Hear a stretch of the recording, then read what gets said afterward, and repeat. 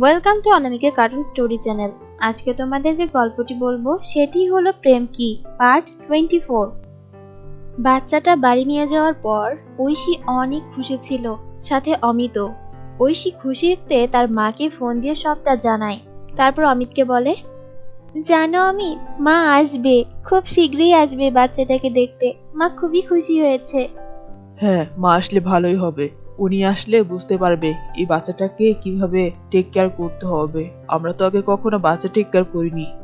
হ্যাঁ, তার জন্যই তো মাকে ফোন দিলাম, মা আসবে খুব তাড়াতাড়ি। আমার বাড়ি ফোন করেছিলে? হ্যাঁ, আমার তো আমার শ্বশুর বাড়ির সবাইকে জানানো হয়ে গেছে। আর সব থেকে খুশি হয়েছে আমার ছোট দেবরটা। ওর এখন পরীক্ষা চলছে, তো তাই মা বলল ওর পরীক্ষাটা শেষ হলে আসবে। তোমার সব দিকে খেয়াল থাকে বলো। এটা আবার এমন বড় কি, দুইটাই তো আমার ফ্যামিলি, তাই না? আচ্ছা শোনো না, বলছিলাম কি, এর নাম কি রাখা যায় বলো তো? আমি অনেকক্ষণ ধরে ভাবছিলাম, কিন্তু বুঝতে পারছি না কি রাখবো। একটা জিনিস দেখো, তুমি একটা মেয়ে বাচ্চা চেয়েছিলে, আর সত্যি সত্যি আমরা একটা মেয়ে বাচ্চা পেয়েছি। হ্যাঁ তাই তো, এটা তো খেয়াল করিনি। হ্যাঁ, তোমার তো কোনো দিকেই খেয়াল থাকে না, সব খেয়াল আমারই দিতে হয়। আরে তুমি হলে বউ, বউদের নজর হচ্ছে অনেকগুলা, সব দিকে বউয়ের নজর থাকে। আর আমি পুরুষ মানুষ, আমার তো একটাই নজর, শুধু তোমার দিকে। থাক, হয়েছে হয়েছে, আর এত তেল দিতে হবে না। বলছিলাম, এই বাচ্চাটা তো আমাদের জীবনে একটা আশীর্বাদ স্বরূপ এসেছে, একদম পরীর মতো। এর নাম পরী রাখলে কেমন হয়? না, এটা বড় ব্যাকডেটেড। তাহলে কি রাখা যায়? অ্যাঞ্জেল নামটা কেমন? এটা তো বেশ সুন্দর, মেয়েটার সাথে খুব দারুণ যাবে। আর মেয়েটা এমনিতেও দেখতে অনেক কিউট। হ্যাঁ, তাহলে অ্যাঞ্জেল নামটাই থাকবে। হ্যাঁ হ্যাঁ, অ্যাঞ্জেল নামটাই থাকবে। এরই মধ্যে বাচ্চাটা আবার কান্না শুরু করে দেয়। তখন ঐশী বলে, এই রে, তাড়াহুড়া তো এর জন্য দুধ কিনতে ভুলেই গেছি। এত ছোট বাচ্চা, এমনি অন্য খাবার তো দেওয়া যাবে না, দুধই খাওয়াতে হবে। অমিত, তুমি একটা কাজ করো না, ফ্রিজে দুধ শেষ হয়ে গেছে, তুমি নিচে থেকে বাচ্চাদের জন্য যে দুধ পাওয়া যায় না, ওটা কিনে নিয়ে আসো। কিন্তু আমি তো জানি না বাচ্চাদের জন্য কি দুধ পাওয়া যায়। আরে তোমাকে জানা লাগবে না, দোকানে গিয়ে জাস্ট বলো, বাচ্চার বয়স বলবে আর বলবে দুধ দিতে, দোকানদারই দিয়ে দেবে। আচ্ছা ঠিক আছে, আমি যাচ্ছি। আর শোনো, সাথে একটু প্যাম্পাসও নিয়ে এসো, ঠিক আছে? আচ্ছা আচ্ছা ঠিক আছে। আর তাড়াতাড়ি আসবে। ঠিক আছে ঠিক আছে, আগে যাই তো, তারপরে তো আসবো। তারপর অমিত দুধ আর প্যাম্পাস আনতে চলে যায়। অন্যদিকে ঐশীর বাড়ি, ঐশীর মা ঐশীর কাছ থেকে কথাটা শুনে অনেক খুশি হয়। আর তারপর সে তার হাজবেন্ডকে বলে, হ্যাঁ গো, শুনছো, একটা সুখবর আছে। কি সুখবর? আমাদের ঐশী আর অমিত একটা বাচ্চা অ্যাডপ্ট করতে গিয়েছিল, কিন্তু একটা জঙ্গলে ওরা একটা বাচ্চা পেয়েছে, আর বাচ্চাটাকে ওরা বাড়ি নিয়ে এসেছে। এটা কি বলছো তুমি? জঙ্গলে পেয়েছে, বাসায় নিয়ে এসেছে মানে?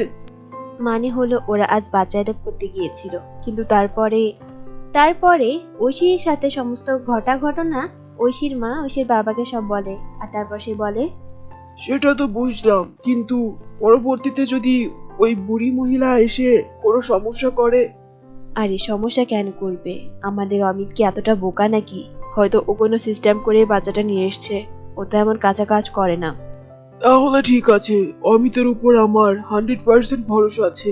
আমি জানি ও ভুল কিছু করবে না। হ্যাঁ, তাই বলছিলাম, আমি কয়েকদিনের জন্য ঐশীর কাছে যাব। সেটা তো ভালো কথা, গিয়ে ঘুরে এসো। হ্যাঁ আমি যাব, কিন্তু হতে পারে আমি কয়েক মাস থাকবো ওখানে। আরে কোনো সমস্যা নেই, বাড়ির এই দিকটা আমি সামলে নেব। আর তাছাড়া মেডস তো আছেই, বাড়ির কাজ কাম নিয়ে তো কোনো সমস্যা নেই। তুমি যাও, আমার মেয়েটাকে আগে সাহায্য করো। এমনিতেই ছোট মানুষ, তারপর আবার একটা বাচ্চা নিয়ে এসছে, ওর সমস্যাটা আগে। ঠিক আছে, আমি কিন্তু কালকে বের হব। হ্যাঁ ঠিক আছে, তুমি বের হও। আমি কি তোমার টিকিট কেটে দেবো? হ্যাঁ, তা দিলে ভালো হয়। একটা কাজ করো, আজকেই টিকিটটা কেটে নাও, তাহলে সামনের দিকে সিট পাওয়া যাবে। আচ্ছা ঠিক আছে। অন্যদিকে অমিত প্যাম্পাস আর দুধ নিয়ে আসার পর ঐশী সে বাচ্চাটাকে দুধ বানিয়ে খাওয়ায়। আর বাচ্চাটা ঐশীর কোলে ঘুমিয়ে যায়। বাচ্চাটা ঘুমানোর পর অমিত বলে, ঐশী, অনেকক্ষণ ধরে তো বাচ্চাটাকে নিলে, এবার আমাকেও দাও, আমি একটু কোলে নিই। বাচ্চাটা পাওয়ার পর থেকেই তুমি কোল থেকে ছাড়ছো না। আমারও তো একটু বাচ্চাটা কোলে নিতে মন চাচ্ছে, বলো। তুমি পরে নেবেক্ষণ, এখন দেখছো না বাচ্চাটা কি সুন্দর ঘুমাচ্ছে? তোমার কোলে গেলে যদি বাচ্চাটা আবার কান্না শুরু করে? না না, কাঁদবে না, একটু দাও না, আমিও বাচ্চাটাকে নিই, আমিও তোর বাবা, বলো। না না, দেব না, ও ঘুম থেকে উঠলে তারপরে নেবে। না না, তখন আমি নিতে পারবো না, তখন আমি মোটেও সামলাতে পারবো না ওকে। কান্না করলে তো এদিক ওদিক নড়ানড়ি করবে, তখন যদি কোল থেকে পড়ে যায়। এখন ঘুমাচ্ছে, এই সুযোগে আমাকে দাও। আচ্ছা ঠিক আছে, কিন্তু সাবধানে নেবে। তারপর অমিত বাচ্চাটাকে কোলে নেয়, আর তারপর সে অনেক খুশি হয়ে যায় আর বলে, সত্যি ঐশী, আমার খুবই ভালো লাগছে। দেখো এর কি ছোট ছোট হাত, পাটাও কত ছোট ছোট, তাই না? হ্যাঁ ও তো ছোট, এর জন্য ওর হাত পা এমন ছোট ছোট। আমি একটা জিনিস ভাবছি, আমাদের মতো বাবা মারা বাচ্চা পায় না, বাচ্চার জন্য কত না আমরা কি করছি। আর সৃষ্টিকর্তা যাদের বাচ্চা দিচ্ছে, তারা কিভাবে বাচ্চাগুলোকে এভাবে বেঁচে দেয় বা ফেলে দেয়, আমি বুঝি না। এটাই তো প্রকৃতির নিয়ম বলো। প্রকৃতিতে যেমন ভালো মানুষ আছে, তেমন খারাপ মানুষও তো আছে। সবাই যদি ভালো থাকতো, তাহলে হয়তো পৃথিবীটা আরো সুন্দর হতো। কিছু কিছু মানুষের জন্য সমাজটা একদম নষ্ট হয়ে যাচ্ছে। তার মধ্যে এই বাচ্চাটার বাবা কেমন নির্দয় বলো, নিজের মেয়েকে কিভাবে সাহেবদের কাছে বেচে দিয়েছে, একটু বিবেকেও লাগলো না। আর এই ছোট বাচ্চাটাও উনি বেচে দিতে যাচ্ছিল, কেমন মন মানসিকতা। আসলে ওনার পুলিশে দেওয়া উচিত ছিল। হ্যাঁ, আমিও তো তাই ভাবছিলাম, ওনাকে পুলিশে দেওয়াই উচিত ছিল। কিন্তু বুড়ি মায়ের মুখের দিকে তাকিয়ে তো আর কিছু করতে পারলাম না। ওনারও বয়স হয়েছে, আর ওনার জন্য তো বাচ্চাটা আমরা পেয়েছি। এখন আমাদের সৃষ্টিকর্তার কাছে প্রার্থনা করা ছাড়া আর কোনো উপায় নেই। সৃষ্টিকর্তার কাছে প্রার্থনা করি যেন লোকটার মতি ফিরে আসে, উনি যেন এমন কাজ আর না করে। হ্যাঁ সেটাই। আচ্ছা বলছিলাম, এর জন্য কিছু ড্রেস কিনে নিয়ে আসতে পারবে? হ্যাঁ হ্যাঁ, আমি তো ভুলেই গেছি। এখন তো আমার অনেক কিছু কেনাকাটা করতে হবে, এর জন্য খেলনাও কিনতে হবে। আমি একটা কাজ করি, আমি এখনই বেরিয়ে পড়ি। আর আমার আসতে কিন্তু দেরি হবে, কারণ অনেক কিছু কিনতে হবে। একটা কাজ করো, তুমি না সাথে তোমার কোনো বন্ধুকে নিয়ে যাও যার বাচ্চা আছে, তাহলে সে খুব ভালোভাবে বুঝবে একটা বাচ্চার কি কি লাগবে। আমিই যেতাম, কিন্তু আমি গেলে তো বাচ্চাটা একা একা বাড়ি থাকতে পারবে না। আর একে নিয়ে বাইরে যাওয়াটাও উচিত না, এত ছোট বাচ্চা, এত জার্নি করাও উচিত না। না না, তোমার বাইরে যাওয়ার কোনো দরকার নেই, আমি সব ম্যানেজ করছি।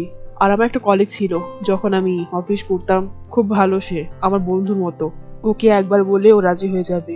আর তাছাড়া আজকে তো ছুটির দিন, আমার মনে হয় ফ্রি আছে। তাহলে আর দেরি করো না, তাড়াতাড়ি যাও, কারণ এদিকেও তো বাচ্চাটাকে আমাকে সামলাতে হবে, আমি একা পারবো না। একটু তাড়াতাড়ি আসার চেষ্টা করবে।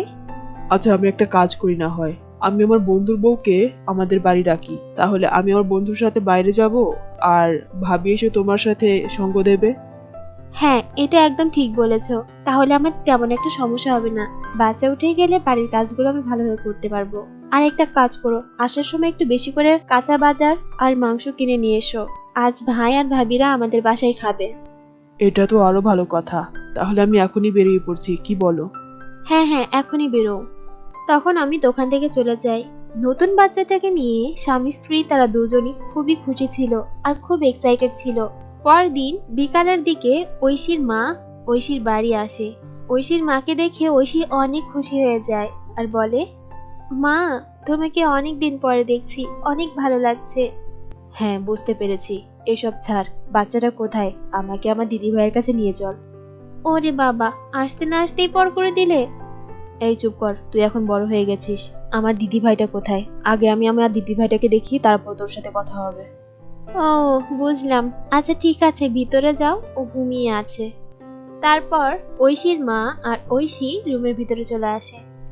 এই ছিল আজকের গল্প প্রেম কি পার্ট 24। আশা করি তোমাদের ভালো লেগেছে। ভালো লাগলে অবশ্যই লাইক করবে এবং কমেন্টের মাধ্যমে তোমাদের মতামত জানিয়ে দিবে। আর তোমরা যদি আমার চ্যানেলে নতুন হও, আমার চ্যানেলকে সাবস্ক্রাইব করে পাশে থাকা বেল আইকনে ক্লিক করবে, তাহলে আমার চ্যানেলের আপডেট ভিডিও সবার আগে তোমার কাছে পৌঁছবে। আর তোমরা যারা প্রেম কি পার্ট 1 থেকে পার্ট 23 পর্যন্ত দেখোনি, ডেসক্রিপশন বক্সে লিংক দেওয়া থাকবে, ওখান থেকে দেখে নেবে। অথবা আমার চ্যানেলে আলাদা করে প্লেলিস্ট করা আছে, ওখান থেকেও দেখতে পারো। ধন্যবাদ।